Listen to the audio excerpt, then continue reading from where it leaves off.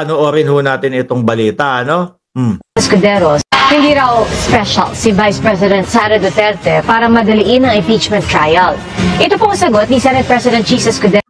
Diyan pa lang ho, ano? Sa hindi daw special ang Vice Presidente para madaliin ang impeachment trial. Diyan pa lang ho, mga boss. Oh.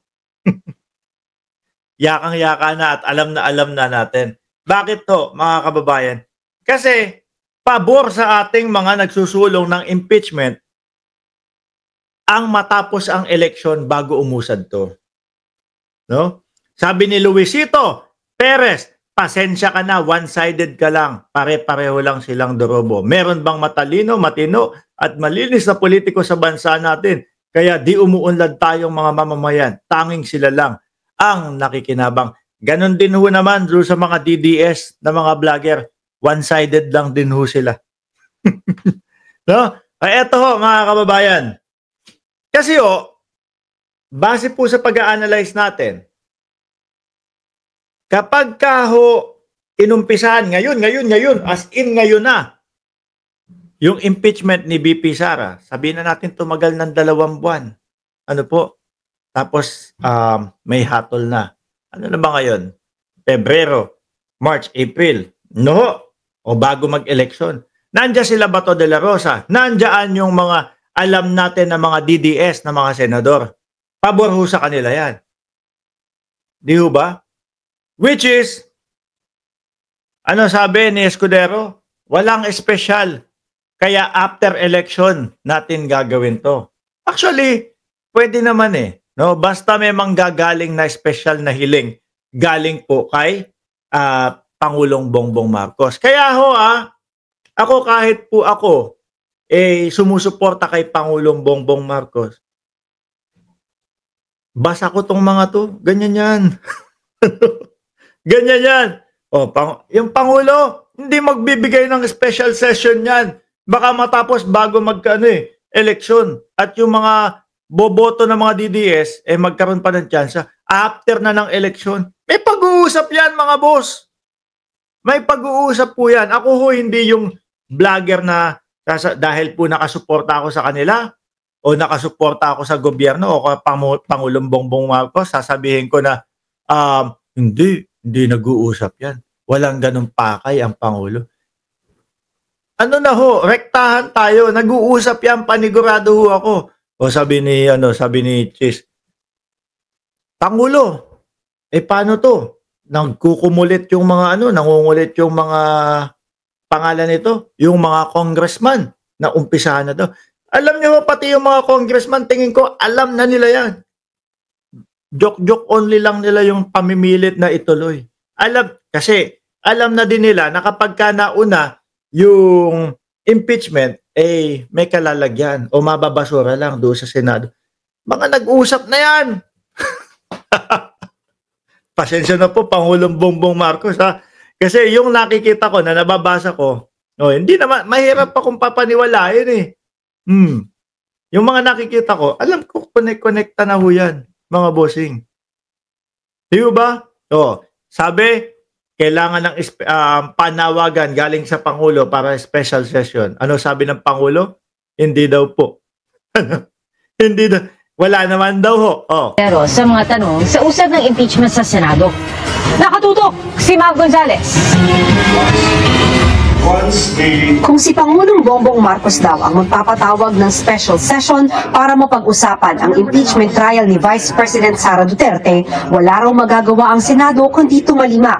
Pero manggagaling ba sa amin ang kagustuhan yan? O sa akin ang kagustuhan? Pwede naman nilang pakiusapan, Pangulong Bongbong Marcos, umpisaan na natin to. Para sa bayan na ito, ganito, ganyan. Wala. Hindi. Tsaka wala ho yan, mga boss. Doon pa lang ho kay Joel Villanueva, mga boss, yung pag-announce ng June 2, nako, doon pa lang ramdam ko na Di ba? Meron silang mga paraan para umpisahan agad, pero mas ginugusto nila yung tapos na ng eleksyon para mas pumabor doon sa impeachment. Kaya naman ho, mga bossing chief sir, yan po ang nailagay namin diyan sa mismong title natin. Chis Escudero halatang gustong ma-impeach si Sara. Ano po? Meron silang pwedeng gawin. Meron silang pwedeng maging reason para umpisahan agad. Pero hindi nila ginagawa. Gusto yan. Hindi nimfa. Dahil ulitin ko, ayokong tratuing special. Wala naman daw siyang natatanggap na tawag mula sa Pangulo o Kamara kaugnay rito. Naon nang sinabi ni Escudero na hindi kailangan ng special session para masimula ng impeachment trial. Wala akong balak. Ano ba yung rason bakit kailangan? Dahil Di ba? Wala talaga. So, hihintayin mawala yung mga DDS na mga senator bago umpisahan. ba special siya? Dahil ba minamadali natin? Dahil ba galit na galit yung ilang sektor at gustong mag-trial na agad? Papaniniwala ko, dapat maging patas para hindi magdulot ng instabilidad at para hindi magdulot ng duda kaugnay sa magiging pasya ng impeachment court pagdating ng panahon. Kaya tanong ni Escudero sa mga kongresista, bakit pinatagal nila ang proseso ng reklamong impeachment? May trabaho kaming kailangan. Ang halata ko naman doon sa mga congressman, ano? Tagal, di ba? Ang tagal. Hinihintay nila yung ano. Sabi ko sa inyo, mga DDS, binibigyan ko na kayo ng ano. Binibigyan ko na kayo ng hint. Binibigyan ko na kayo ng ano, ng tawag dito, hint. Hindi ko alam sa Tagalog eh. Yung sa Congress, bakit tumagal ng ganun? Di ba? Ang tagal-tagal. May hinihintay pa kaming pang-apat na ano, na reklamo, ganito, ganyan. Tapos nung inilabas na nila, inilabas na nila, last day ng sesyon ng Senado. O, di ba, mga bossing? Last day nung sesyon ng Senado, mga kababayan niyo, inihabol nila. O sige, humabol ito. Wala na last day na to. So ngayon, i-announce namin sa inyo pagkatapos na ng eleksyon. Di ba? Pagkatapos na ng eleksyon. Simula sa Congress, tapos doon sa last minute na last session ng Senado, tapos ang balik na June 2. Oh, ang nakikita ko diyan, Congress, Senator, Presidente. Magkakausap na ho dyan, mga bossing. No?